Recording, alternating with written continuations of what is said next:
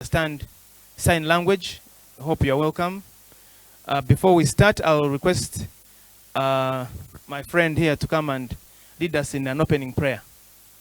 You introduce yourself and then you pray for us. Or lead us. Good morning, colleagues. I'm Bireete'S from Daily Monitor. We're going to just have a prayer. Bismillahirrahmanirrahim. Alhamdulillahi Rabbil Alameen. Ar-Rahmanir-Rahim. Maliki Yawmiddin. Iyyaka na'budu wa iyyaka nasta'in. Ihdinas siratal mustaqim. Siratal ladzina an'amta 'alaihim wa amta 'alaihim ghayril maghdubi 'alaihim waladdallin.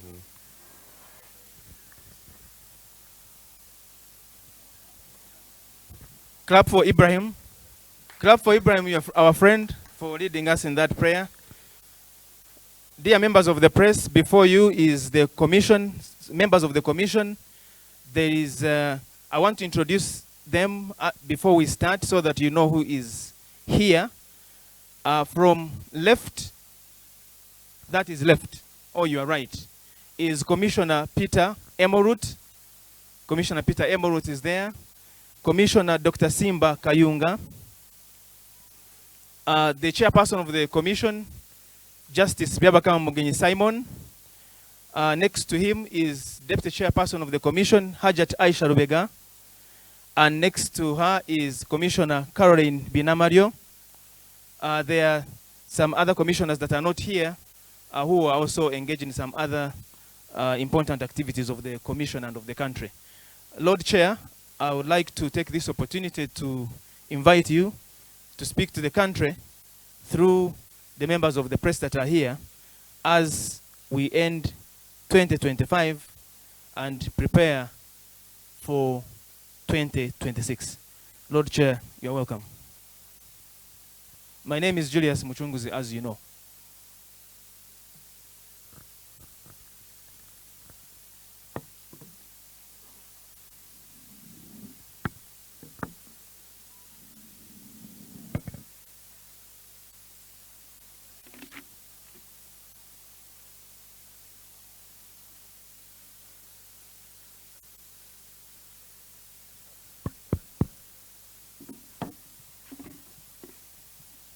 Thank you, Julius, and our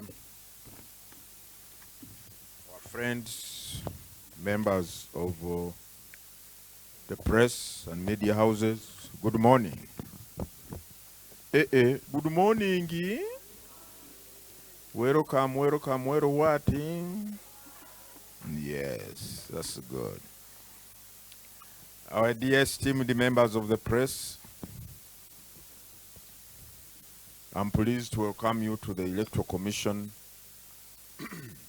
headquarters on this 31st day of December 2025, which is the last day of the year. We want to thank God who has brought us this far from January 1st of this year to this very day when we mark the close of 2025. Today, the Commission will give an update on the progress of our preparations for the 2026 general elections and guide the country on the expected conduct by all stakeholders as we enter into the new year and the final lap of the general elections roadmap. First, we wish to express our deep gratitude for the support by the various stakeholders which has brought us this far in the implementation of the roadmap for the general elections. We wish to appreciate the government of Uganda for providing funding towards the activities executed. We also appreciate the support of Parliament in allocating the required funds and also the enabling legal framework within which we are operating. The Commission further appreciates all political parties and organizations which supported the mobilization of the electorate to participate in the activities we have undertaken this year. These include the update of the National Voters Register, the display of the said register, nomination of candidates, and the ongoing campaigns. We wish to further appreciate the media for offering the medium through which we disseminate electoral information and voter education. The role of civil society and religious institutions, traditional institutions, and the business community has been pivotal in getting us to this point in the electoral roadmap as well. The Commission also extends appreciation to the security agencies for ensuring an enabling environment where electoral activities can be and have been conducted. The Commission has also noted a growing practice of sharing particulars of individuals who are deemed to be wrongly included in the voters register. The Commission wishes to guide that any complaint about the content of the voters register should be directly addressed to the Commission through its established offices to avoid causing alarm by sharing unfounded and unverified information, which could constitute misinformation, disinformation, and fake news. Further, in compliance with the data protection and privacy laws, we urge any concerned person not to publish the photographs or personal details of any alleged questionable voters. We advise all stakeholders to refrain from sharing individuals' personal voter information on social media without his or her consent, as this violates private laws. The Commission also wishes to inform the country that we started receiving consignments of ballot papers and the declaration of results forms for the general elections. These were received from the contracted security printers abroad to ensure readiness for polling. To date, the following categories of ballot papers have been received and are currently in our warehouses: presidential ballot papers, directly elected member of parliament ballot papers, and district woman representative to parliament ballot papers. The receipt of the above election materials was witnessed by representatives of presidential candidates and political parties, those who bothered to turn up, as well as members of the media and the accredited election observers. Further, the Commission has completed the packing of generic materials and commenced on the non-generic materials.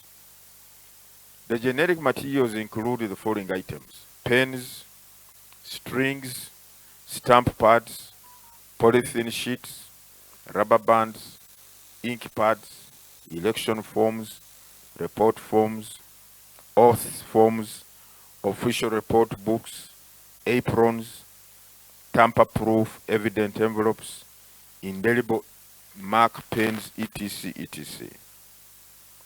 The dispatch of the transparent ballot boxes, the cordoning tapes, the basins, and solar lamps has already commenced to all the districts or cities. The Commission has also commenced packing of the National Voters Register and the ballot papers for each respective polling station before dispatch for polling day for presidential and parliamentary elections.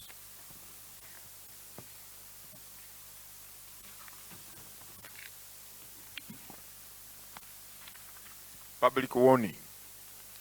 The Electoral Commission has become aware of a website operating under the name www.registry.ugtally.com,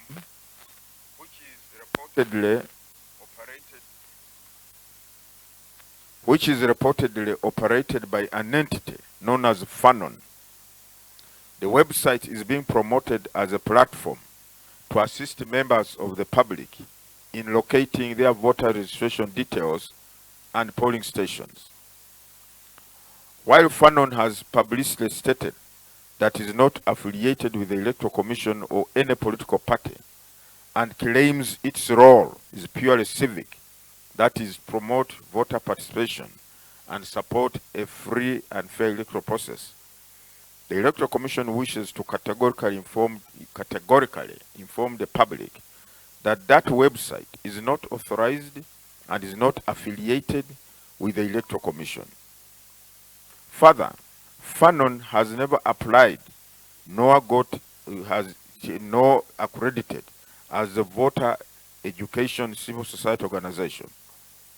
In addition, the role of setting up systems that enable voters to digitally locate and ascertain their voting location lies with the Electoral Commission and not any other entity or individual. The public is, therefore, hereby strongly cautioned that the said unauthorized website may contain misleading or inaccurate information and may pose risks to users who interact with it. Members of the public are advised not to visit that website, but submit personal information or engage with its services.